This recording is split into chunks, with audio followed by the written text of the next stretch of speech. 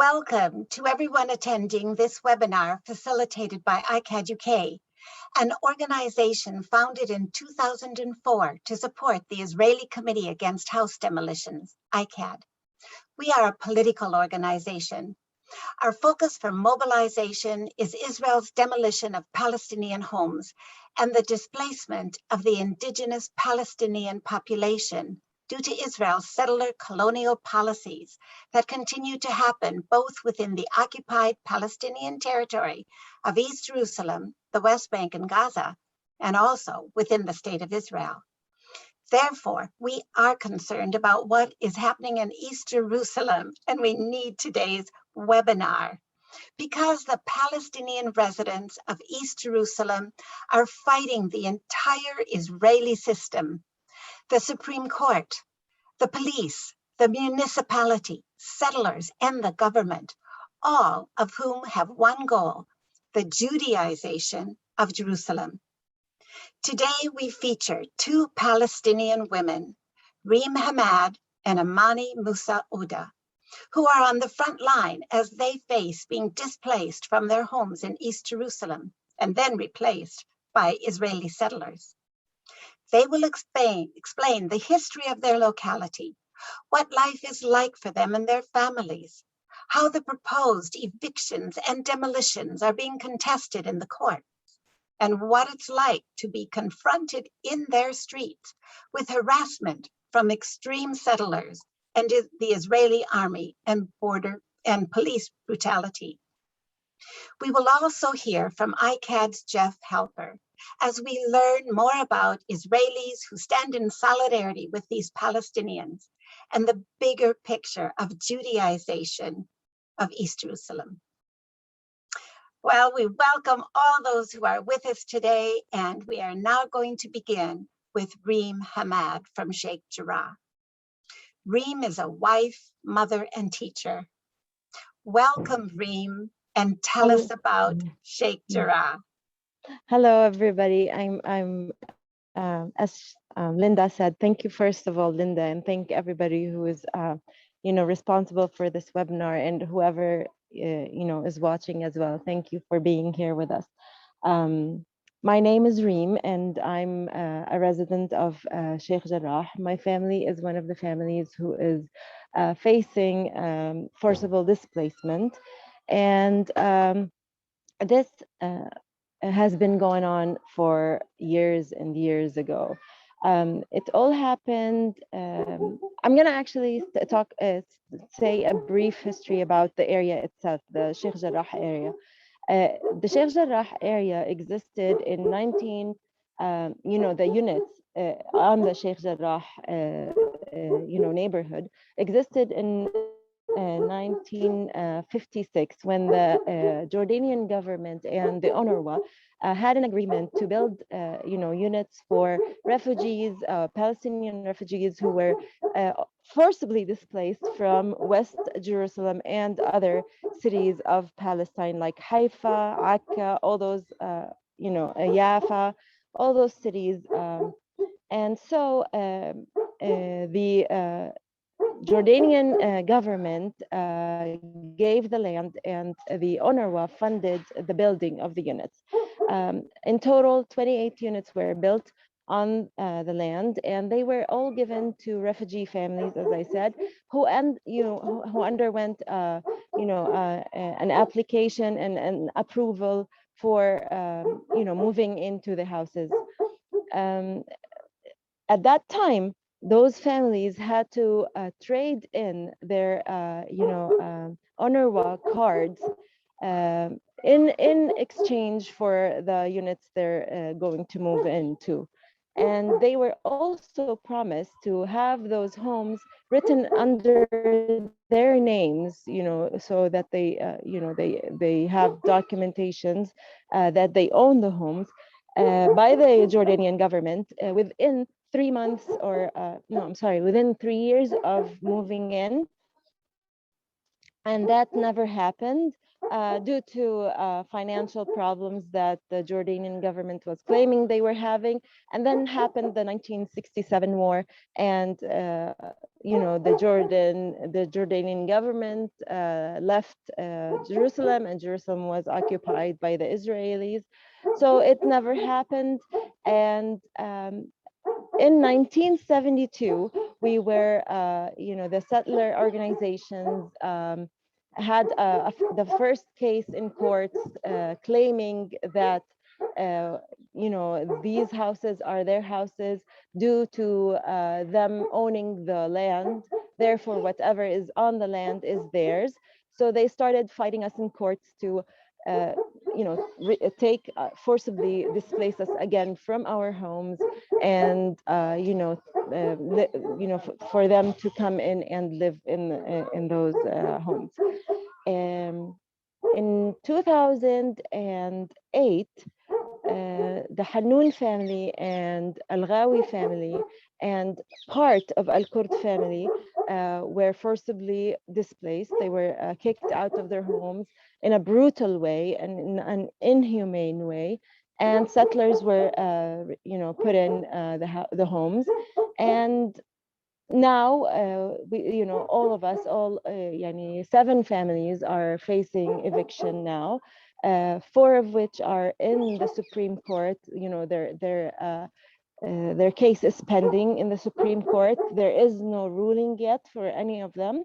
And then there's another a set of three other families that still didn't get,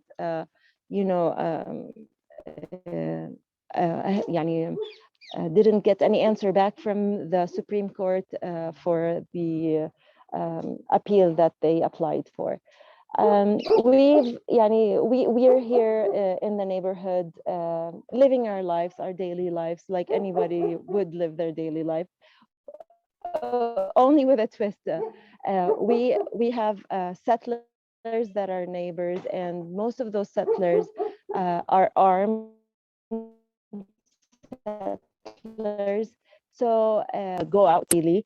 We're always afraid, that if anything happens, the settler might shoot the little kid, or might even call the police and ask them to arrest the kid, or whoever is in the street. So we're living in constant fear, if you may.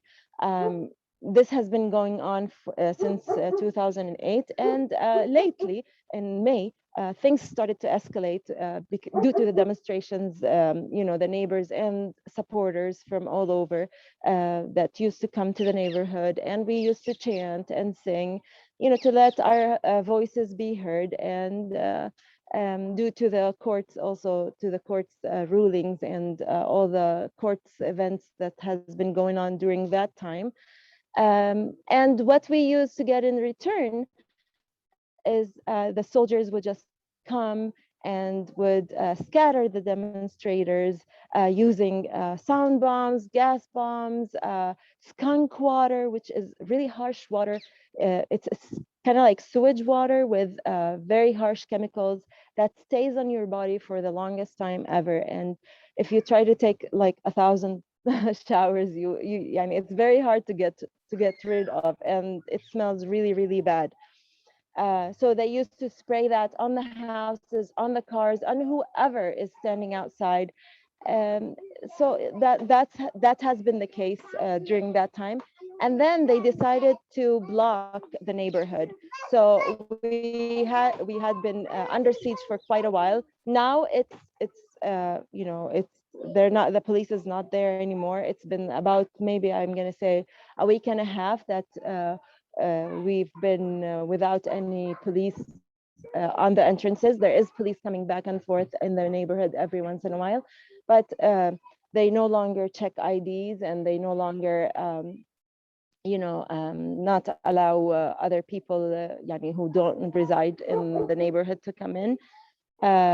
But still, at that time we had a really difficult time. It was our Eid, our holiday after Ramadan. None of our relatives were allowed to get in. Even if, say, they allowed someone to get in, they would give them a time frame, like say half an hour to an hour, to stay in the neighborhood, and then they would come and remind them that they had to leave. So it was really inhumane. It was really, I don't think it's legal to do that, but it happened. And we've just been living under a lot of pressure, and we're always worried. The kids here have really horrible psychological feelings. They're always scared that they might come back from school with the house not being occupied, the house being displaced, taken away by the settlers. So that's a constant fear that the kids have, and that affects their psychological being and their mental being, and their health in general. And also the kids have experienced a lot of trauma. They've seen, my dad is an old man, and he was hit by a gas bomb right on the back, and it was he was severely injured. The little kids in the house, every time they hear the sirens, they take a corner, and they're so scared, and they pee themselves, and things like that. So it affected each and every person in this family, and in all of the neighborhood. Everybody suffered, and we're still suffering from the fear of the court giving a ruling of displacing us again. But we do hope, and by having good people like you and other international people, and even people from here, from Jerusalem and from Palestine as a whole, that stand by us, and that raise awareness, and that other people know what's really going on the ground, and come and stand by us, and come to the court hearings, and have all types of support. We still have hope that we will hopefully win this case, and we will not be displaced, hopefully. Thank you, Reem. Thank you. We'll come back to you again during the Q&A. So thank you for the way that you've set the scene, for all you've shared. Before I say more, I think we should move on to Amani. And Amani Mousa Odeh is speaking to us from Silwan. Some of those of you in the audience may have seen Amani featured in a BBC short film that they released earlier this month, thus in August. So Amani featured in that. But Amani, can you please join us now? Amani is a wife, a mother, and a dentist. So please share with us the situation today in Silwan. Is Amani? Hello. Hello, Amani. Hello. Thank you first, ladies and gentlemen. Okay, Amani. Thank you for you all that you give me this opportunity in Silwan. And Silwan is Linda?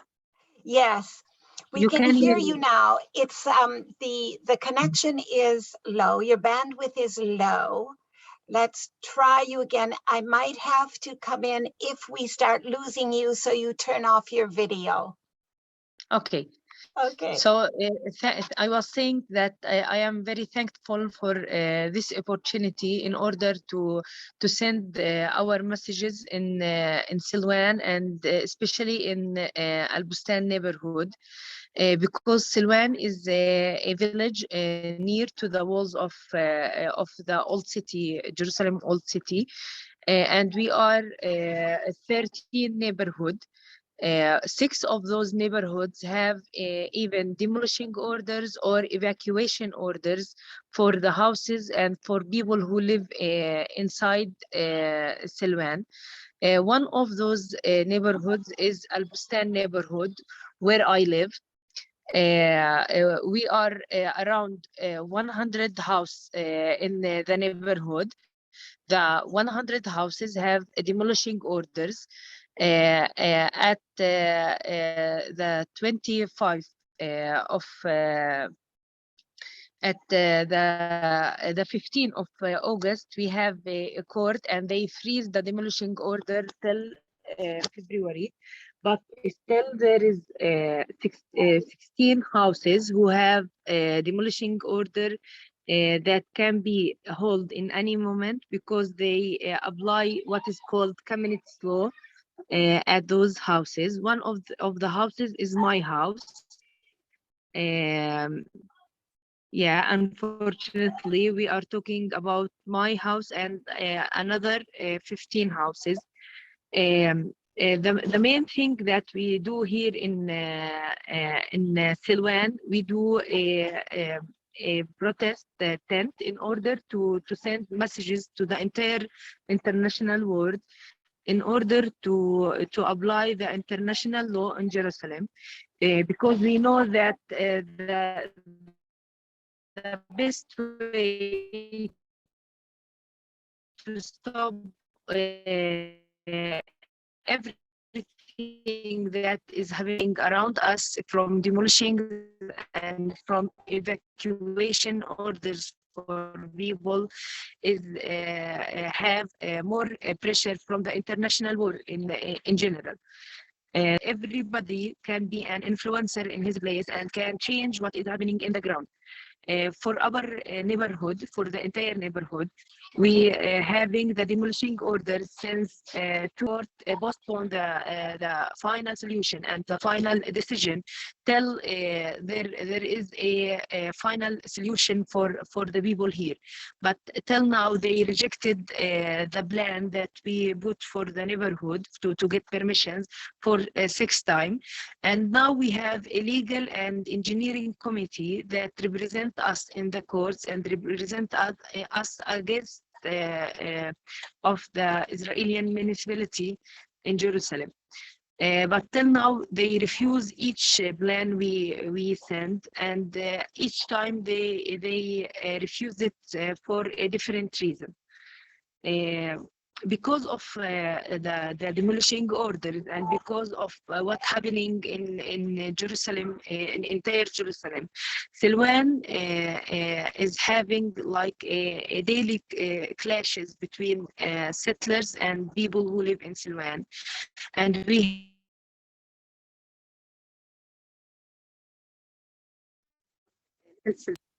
Annie, we've lost you.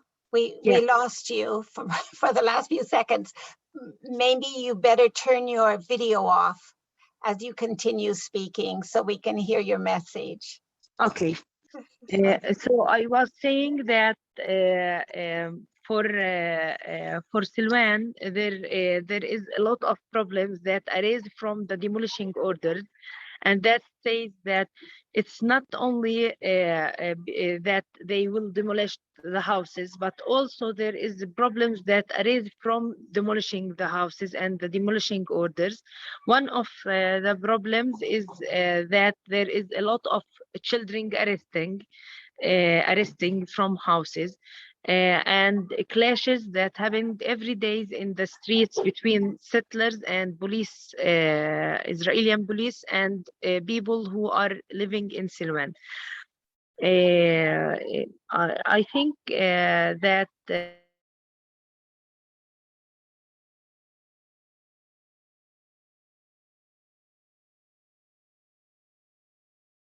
we've lost your voice now, Amani. in the coming. Linda? We've lost you. Linda? You said you started saying in the coming. Do you hear me? Very faintly.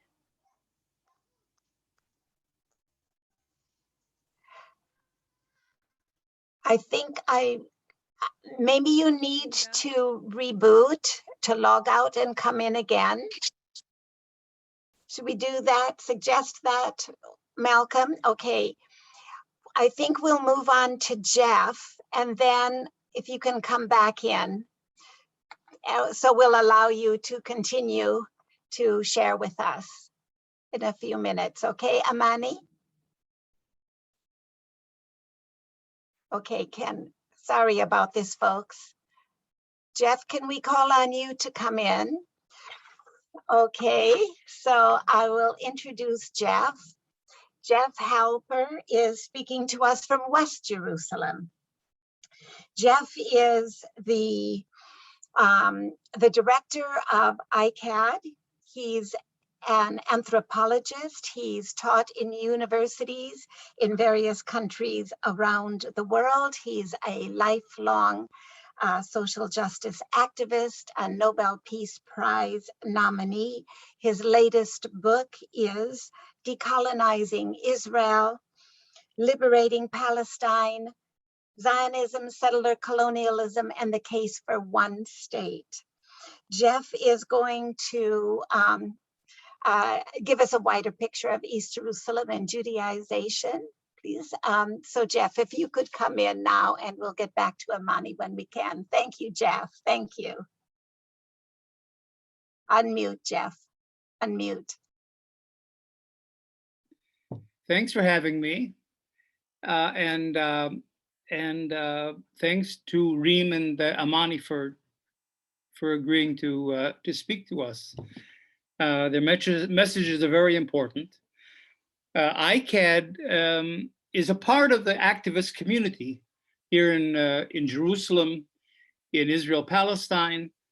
We're active on the Sheikh Jarrah issue, less so, but as much as we can be on the Silwan issue, where we have been actually involved for many years. And we're a part of the activist community that demonstrates and tries to support the Palestinians in those neighborhoods and others, as I'll mention in a minute. But at the same time, of course, the real support for the Palestinians, I mean, the real allies are all of you. In other words, it isn't so much Israeli activists have a very limited impact at all on our government. You know, we're really kind of gadflies and they dismiss us. But what has been holding back demolitions, expropriations, evictions, especially in Sheikh Jarrah, is the international civil society, the grassroots that have come out all over the world to oppose this. And that means much more. In other words, for Israel, public opinion is very important, especially if public opinion, as it has begun to, especially after the attacks on Gaza, public opinion has begun to affect, not change yet, but certainly to affect public opinion in Europe and the US and Canada and elsewhere, and beginning to a little bit maybe influence,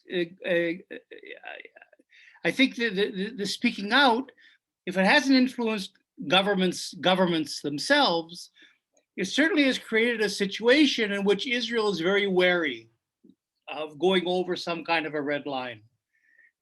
As a matter of fact, I think that Israel has already lost it in the court of public opinion. And that's an advantage, that's an achievement of all of us that we really have to pursue. So I think the hope for Sheikh Jarrah and Silwan, and for the area in general, is less lobbying our governments, although that's very important, especially if influential parliamentarians begin to speak out. But certainly this struggle to influence public opinion. Because if we could change public opinion on this and the public speaks out, and this becomes one of the main issues that I think it has become around the world, that is a tremendous source of strength and support for the Palestinians with the real political clout. Even in the United States, less so I think in the UK, but even in the United States, it has the largest Jewish community in the world. I think except for Israel, it's about the same, roughly the same size. Maybe Israel's a little bit bigger. You know, in many ways, Israel has lost the American Jewish community, especially the young generation. And a matter of fact, the key advisor to the prime minister, the Israeli prime minister last week, said we've lost American Jewry.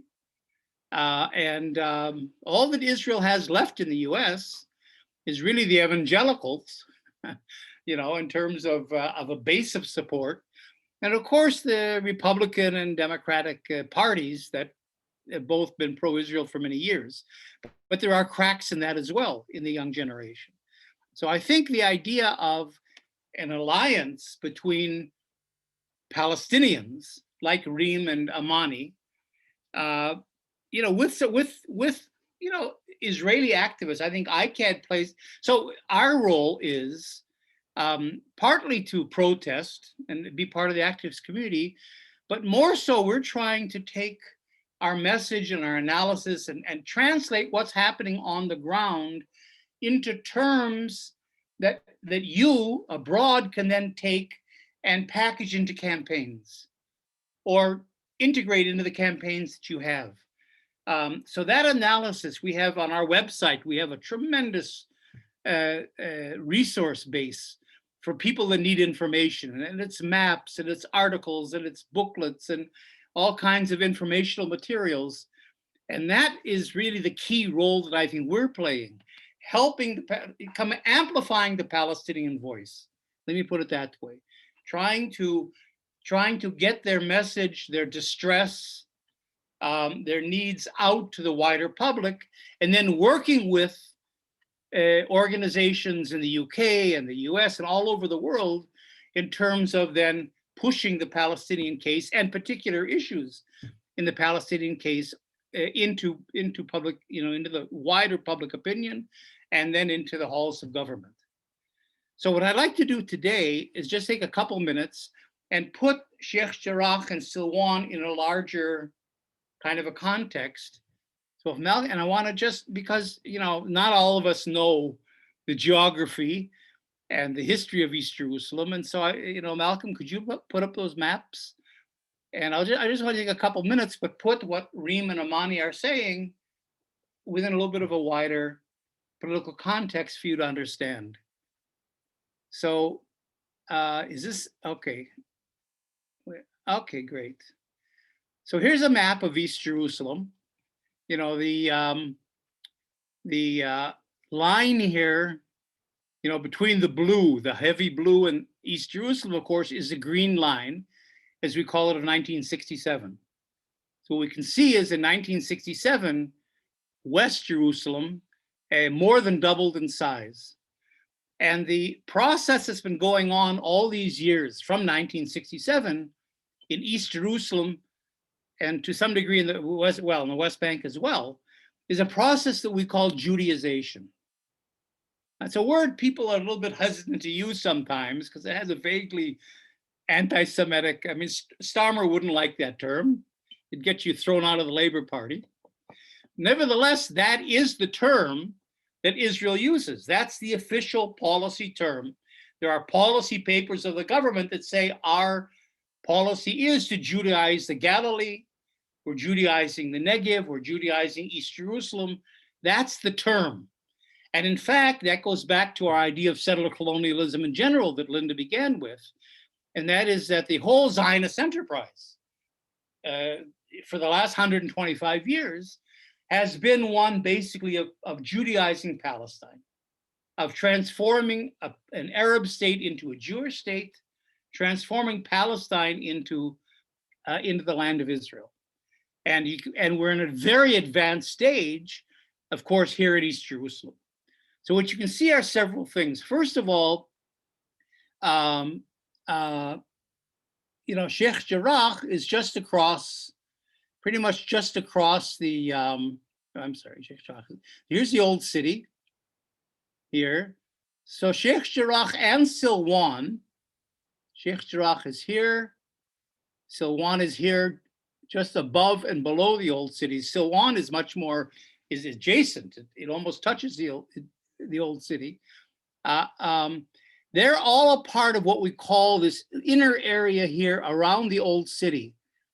It's kind of surrounded by these mountainsides like the Mount of Olives and so on. We call that the Holy Basin. It's the Holy Basin. And this really, from the point of view of settlers and Judaization, this has much more of a cultural meaning than it does a political meaning. In other words, it's not so much of a political process, but to take over this historic inner core of Jerusalem, which includes the old city, because you have two strong settlement organizations that also work in the old city. So Elad and Ateret Kohanim, who also are working inside this inner this Holy Basin. So that's the struggle the Palestinians have there, because what Israel claims, of course, like Reem was explaining to us, is that these were Jewish neighborhoods that the Arabs kind of came into. Yeah, we don't use the word Palestinians, we use Arabs. But the Arabs or Palestinians, of course, came into and took over over the years, especially after 67, and now we're reclaiming them. Now, it's not true. I mean, there were some, of course, a few. There wasn't much Jewish settlement in this area at all. The Jewish settlement, I wrote a book about Jerusalem in the 19th century. The Jewish settlement began to go from the very beginning, from the old city west, along the Jaffa Road, if you know the Jaffa Road, and that became the center. There were some families, mainly some poor Jewish families, that did live in the Sheikh Jarrah area, in the Silwan area. There was a Yemenite community and so on. But the neighborhoods today, but first of all, they left already. The vast majority of them left already in the 1920s. I live in a neighborhood here that was built in the 1920s by the Yemenites in Silwan, that then moved out because they wanted to be with the Jewish population center here in West Jerusalem already in the 1920s. So that this area has been heavily Palestinian for all these years. But you see, what happened, and let me just say this really quickly because it's really important. What happened, of course, in 67 was this, that Israel and Jordan got into a deal. And each government would set up what's called an office of the custodian of absentee property. And that meant that the Jewish properties in East Jerusalem, that were very few, but there were some, would go under the Jordanian custodian. And the Jews, of course, were not there anymore after 67 in East Jerusalem. And according to the agreement with Israel, the Jordanian government could dispose of those properties in any way it wanted to. It could sell them, it could destroy them, it could rebuild them. And that was the basis that Reem was talking to us about where then the Jordanian government, with the UN and with American funding, began to build the houses in Sheikh Jarrah that are now slated for settlers to, for eviction. They built them for the refugees, legally, according to an agreement and so on. And as Reem mentioned to us, the deal was that the refugees would give up their refugee status in return for a home. The whole idea, and this was a UN-sponsored idea, was to begin to resolve to normalize the refugee situation and integrate the refugees into the normal life of the community around. So that was the deal.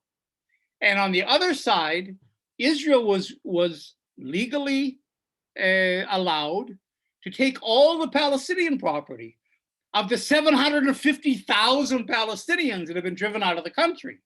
So we're talking about infinitely more land and property in what became Israel than we're talking about in terms of these little areas of East Jerusalem. I mean, all of West Jerusalem before 1948, 40% of West Jerusalem before 1948 was Palestinian. Downtown commercial buildings, villages all around, large Palestinian neighborhoods, Christian and Muslim neighborhoods, and so on.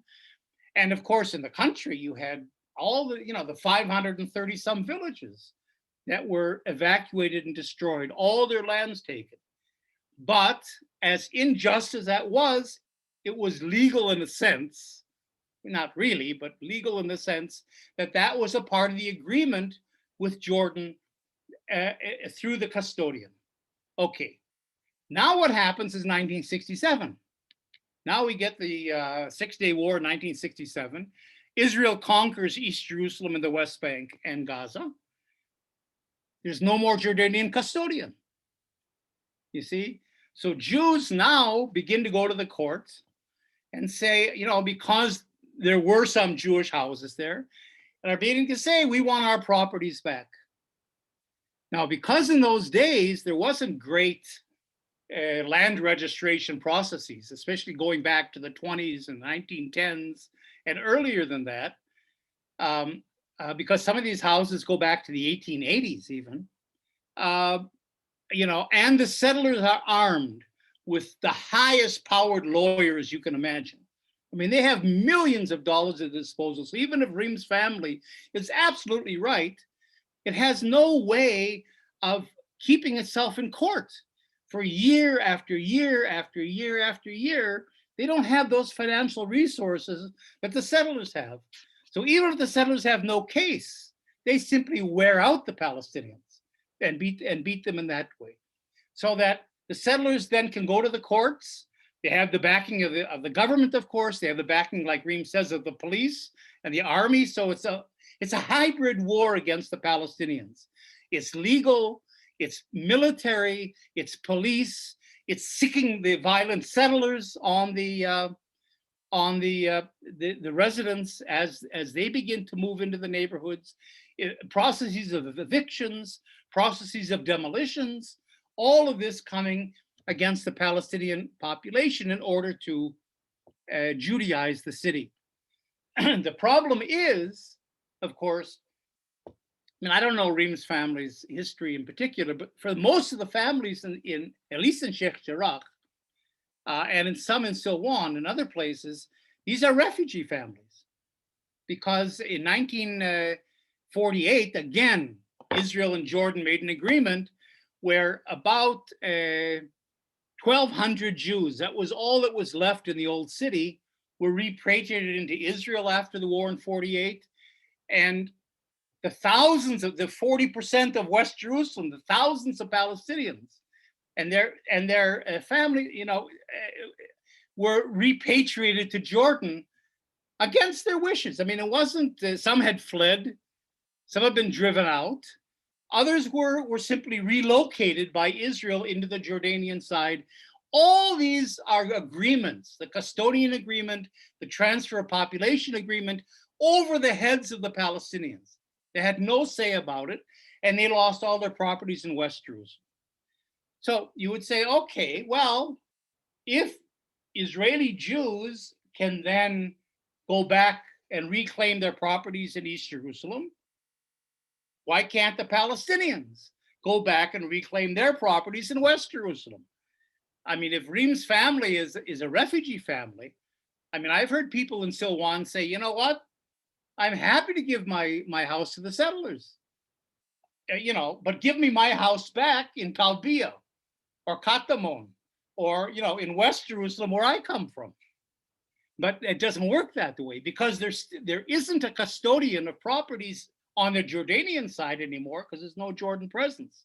But there still is a custodian of absentee property on the Israeli side. And they prevent Palestinians, they have no right to go to the court to try to get their homes back. So this is a whole manipulation of law and legal processes, and it's really law at the service of a political agenda. And those are some of the issues that Reem and Silwan are facing. So really they're defenseless. They have no legal case. I mean, they can go to court, they can delay things and so on, but they have no case. The settlers have the money, settlers have the backing of the court, since there's not good documentation, they make up documentation as well. And in the end, because it's government policy to Judaize, it's not the settlers are only part of the settlers are being used by the government, and they use the government in order to push this joint government settler Judaization process. At the same time, I'll just say one more thing. That's happening in these brown areas, you see, and that's where we get areas, especially in the Holy Basin, but also further afield. You know, there are big Israeli settlements being built. As you can see, those are in blue, the Israeli settlements, and you can see how they're strategically located in order to fragment the continuity of the Palestinian neighborhoods of East Jerusalem. So that I would argue today there is no more East Jerusalem. It's a bunch of little fragmented enclaves that are being chipped away both by demolitions, by the building of settlements, you see, that prevent them from expanding. So the housing becomes more difficult, not allowing Palestinian building whatsoever for the last 50 some years, demolishing homes that Palestinians do build because they have a human right to housing. And then, of course, the policy of evictions that we're beginning to see more and more, especially in the inner part of the city, but also more and more outside as well. So all those are the violent, legal, political processes that are leading to the Judaization of Jerusalem. And that's sort of the context I wanted to set for Amani and Reem's. So Sheikh Jarrah and Silwan are important as target areas, but they're within a wider framework that we also have to address. Thank you, Jeff. Thank you. And again, we'll bring you back in on the Q&A. So that's the bigger picture. Can we see if we can get Amani back now so that if she's got anything else she wanted to share with us at this time? Amani, are you with us? Linda, can you hear me? Yes, we can hear you. Thank you. I want to add that this month there was a demolition for about 3 houses, actual demolition, and about two other houses were demolished by the people who live inside them by something called self-demolishing. Is the way disability give a period for the people who live inside the house in order to demolish the house by, and it's a way to force them to demolish what they put from the housing. And beside the demolishing orders in Al Bustan neighborhood, there's also evacuation orders in Batn al Hawa neighborhood. So between demolishing and between evacuation orders, you see that there is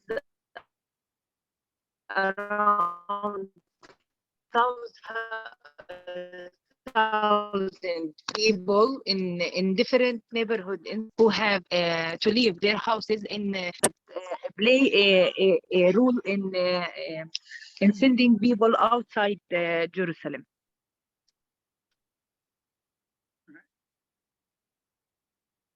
Okay, so we heard you speak a little bit about self-demolitions, people being forced to demolish their homes themselves.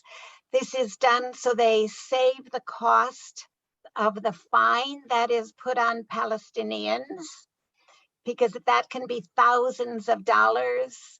No, but they still pay a fine. They might pay a little lower fine if they want. That's right. They still have to pay the fees that the government put on them before and after demolishing.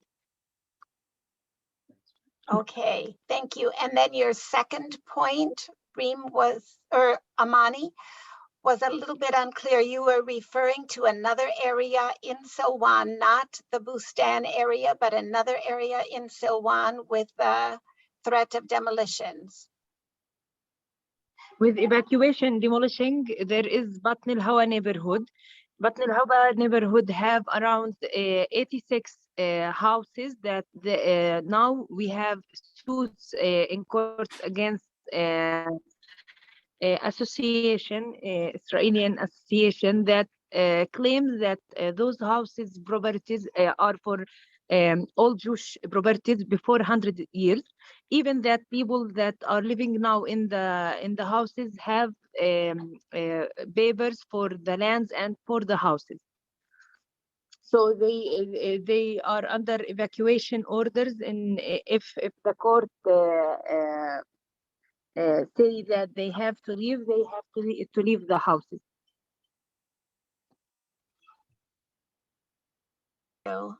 Thank you. We've had a question about the court case on the 2nd of August regarding families in Sheikh Jarrah. I see Reem's put a little bit in the chat line about it, but Reem, would you address what happened on the 2nd of August when the court suggested that the 4 Palestinian families pay rent to the settlers? Would you explain that a little more? Yes. What they offered is that we agree on a compromise, that we agree that we pay rent for 3 generations, and then after that the houses would go to the settlers, but and it's like a very, very small fee, but we are totally against that because that's just saying that we're the settlers' houses and tenants, which we are not. We're owners, and so we're totally against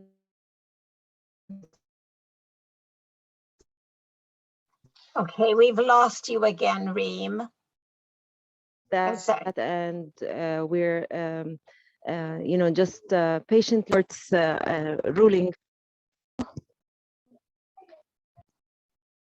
Okay, I hope that was clear. So these families are not agreeing to what the court has presented to them because they believe they are the owners of the house. They are not going to give recognition to the settlers that who claim the ownership. There's a question here. Are the other Palestinian neighborhoods in East Jerusalem under threat as well as Silwan and Sheikh Jarrah? Are there other neighborhoods under threat in the same way? We know that there are tens of thousands of Palestinian households in East Jerusalem who hold demolition orders in their hands. The latest statistic is 30,000 in total. Palestinian residents of East Jerusalem wondering when the bulldozer will arrive to demolish their homes. Would any of you like to comment more on this statistic and where they are and how it's happening? Jeff, do you want to come in on that? I could comment on that. No, no, it's happening all over East Jerusalem.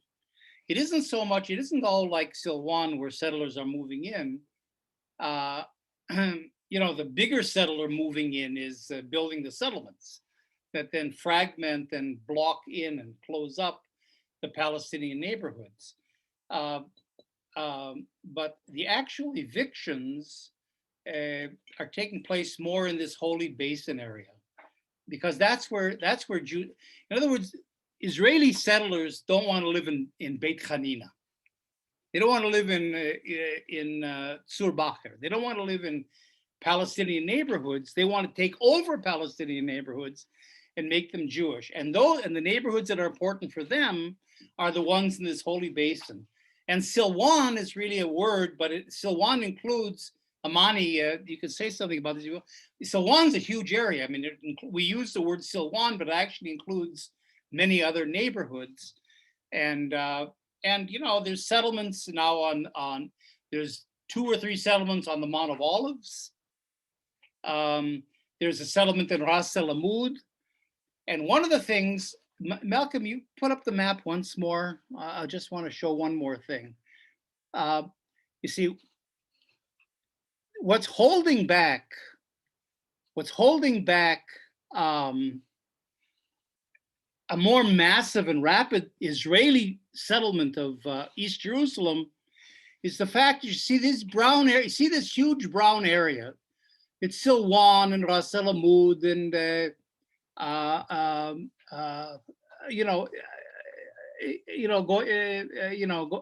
it's a big area. Is still largely Palestinian. You have a couple little dots in there that are the nuclei of settlements. But you see this red line. This red line is a new highway that's being built. It's already being built. It's actually coming in from the north.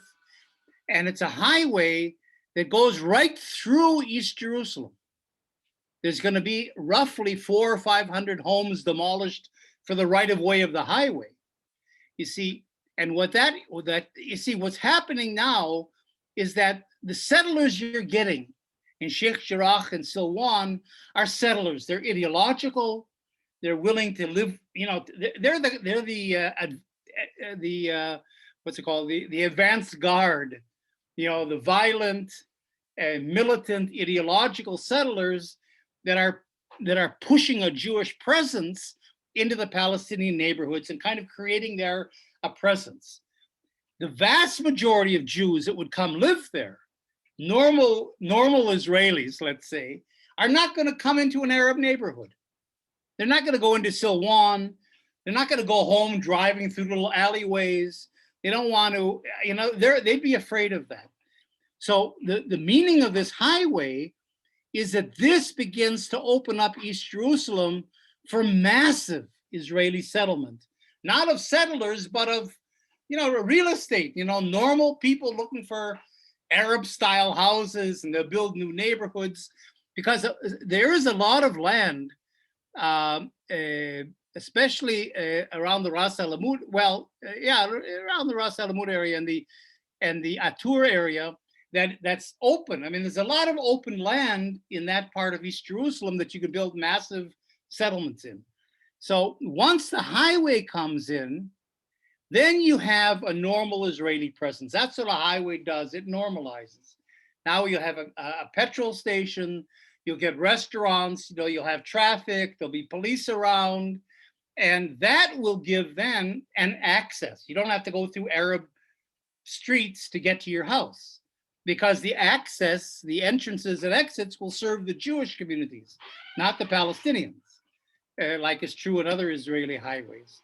So that will normalize the situation. And that, you see, that's the critical point. Once this highway comes in, then once the settlers have cleared the way legally, they've created a presence there, they've gotten some Palestinians out, demolished a number of houses and so on, then the whole area is ready for massive Jewish settlement. So that's going to be the next stage. One more thing I just mentioned quickly, and that is there is a legal case on Silwan that a number of Israeli lawyers, human rights lawyers, have mounted.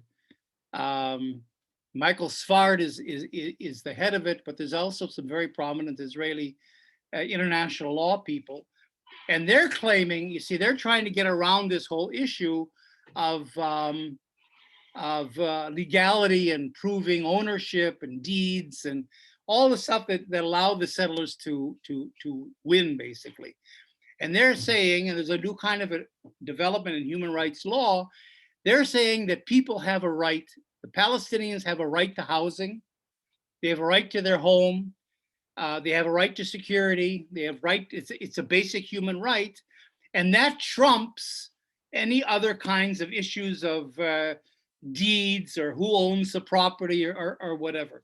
So even if the settlers can prove that this particular house was Jewish, the Palestinians' right, based on their generations of living there, and of their right to home and security, trumps, if we can use that word anymore, any kind of legal right the settlers might prove.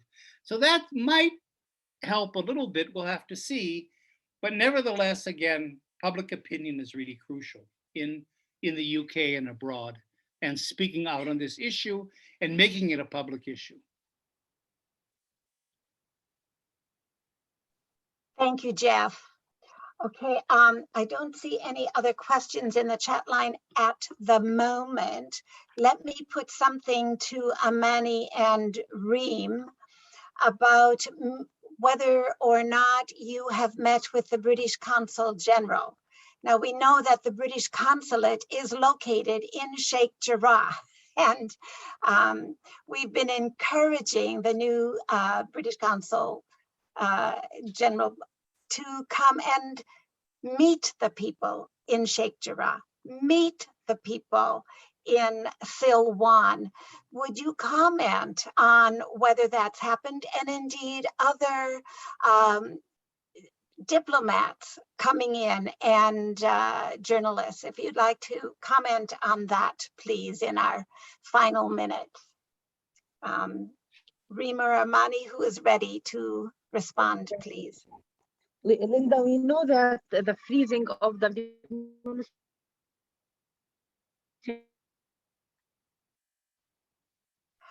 order that we have till February is because of the international pressure that happened from diplomatic people about diplomatic pressure, advocacy about what's happening either in Silwan or in Sheikh Jarrah, because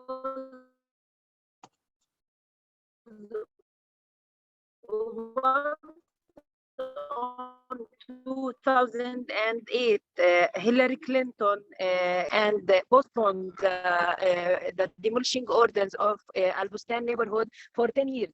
So we know that enough international pressure, Silwan will cause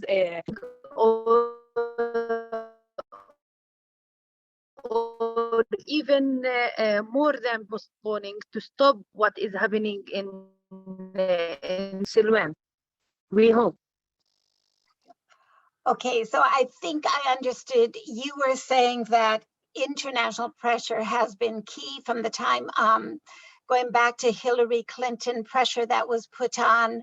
The demolitions were stopped for 10 years.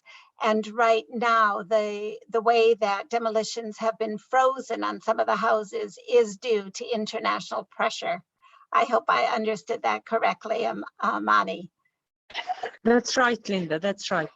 Okay, good. Reem, would you like to comment on this as well, and what you know happening within? Anything else you'd like to say on this regarding Sheikh Jarrah? It's essential to say that we've met many times with the British, consulate, and with the European Union representatives, and with a lot of international representatives. I don't know if I can say that meeting with them and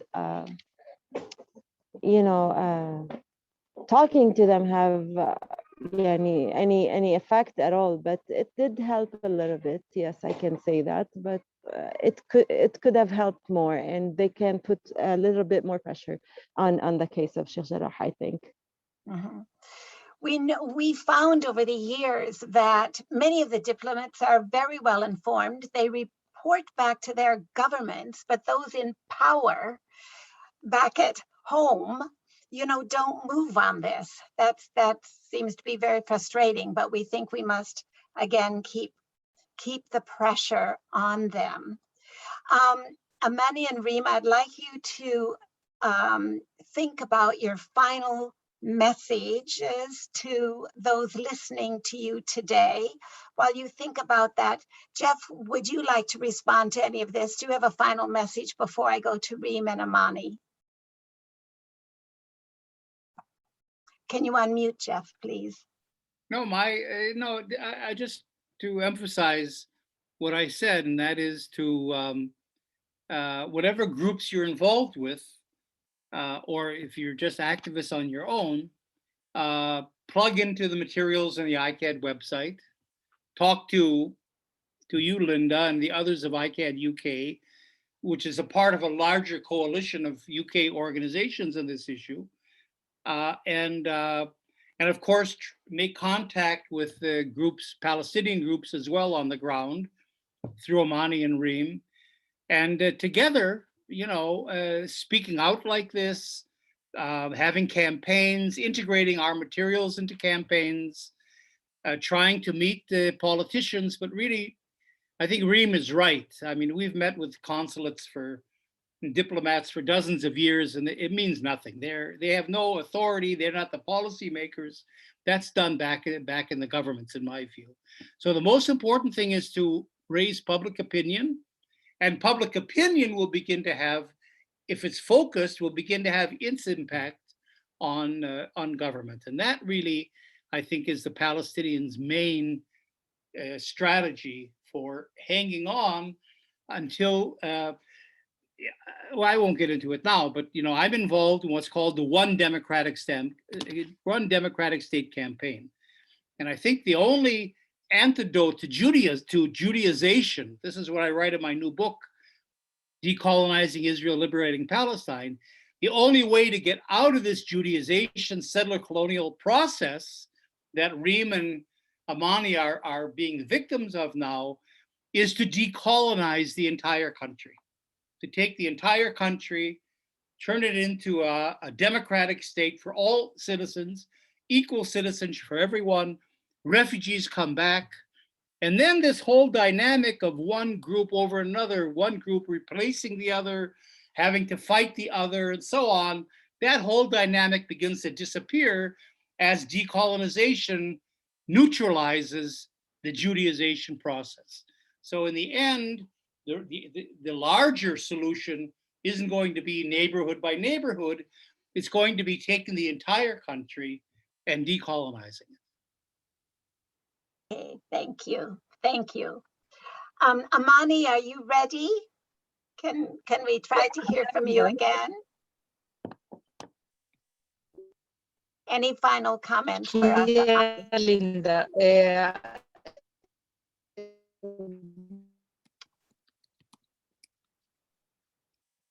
I'm afraid we're not hearing you, Amani. First of all, I see the evidence of people of what's happening inside Jerusalem, what's happening inside. I think that our duty is to raise the awareness of people of what's happening in Jerusalem and in Silwan. To do that, we have to standing with each other, and this is what will initiate the international diplomatic and the international people who can take the decisions in order to apply the international law inside Jerusalem and in Silwan case and in Sheikh Jarrah case. And I know that everyone can be an influencer in his place and can change a lot of what's happening here in the ground. And we believe that from pain we can create hope, and hope is what we are depending now in order to change the fact that we could be one day without our houses and outside of Jerusalem, but we know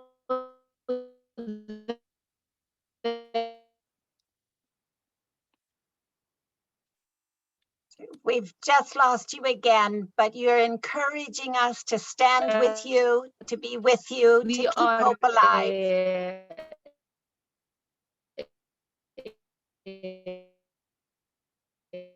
Yes? Okay, we'll do it. I will be in touch, I think, with both Amani and Reem. Would you like me to? Yes, Reem. Yes, this Can you hear me? land, Can you hear me well? We know that this is our right to stay safe and in a Okay, yes, Reem is emphasizing her right under international law, isn't it, to stay there? Thank you, Amani. So Reem, can we go back Yes. to you, please? Yes, yes. I think as both Jeff and Amani stated that it's very essential to raise awareness and to educate like people about what's really going on the ground, and write to their governments, email their governments. You know that it might not do a lot of change, but it does help a little. And also I think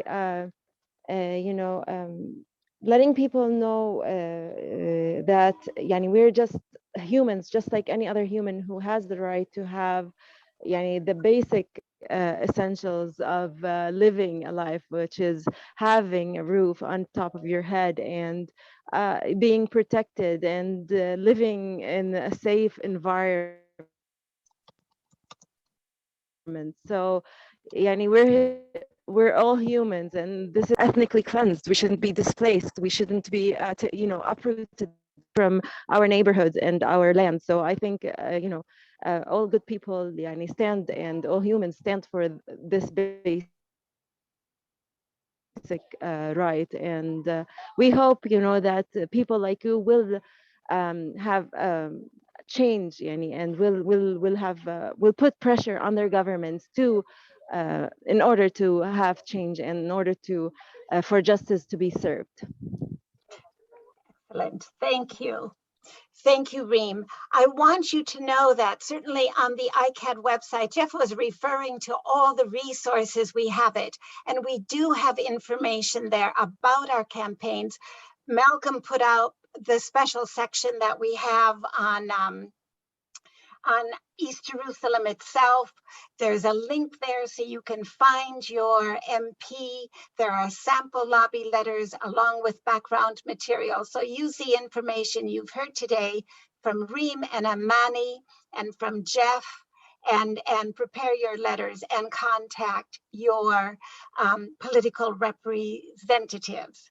We do encourage people to join ICAHD UK. As we've said, we are a political organization. We're not a charity.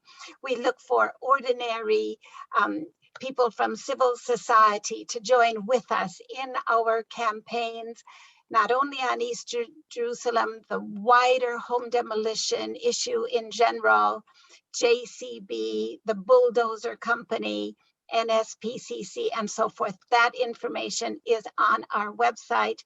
Malcolm is just showing you the slide there with our website address. You go into it, sign up for monthly newsletters, and mid-month we send out an actions bulletin to guide you on specific actions that you can take. Today, Jeff referred to his book, his latest book, Decolonizing Israel, Liberating Palestine, and you can access it through the website where we offer it at a discounted price. So come to us. Again, that's been in the chat line today. And then lastly, I want to tell you about our next webinar, which will be on the 22nd of September. At the same time in the afternoon, 5 p.m. UK start. We're looking at Israeli dissident voices, breaking away from Zionism.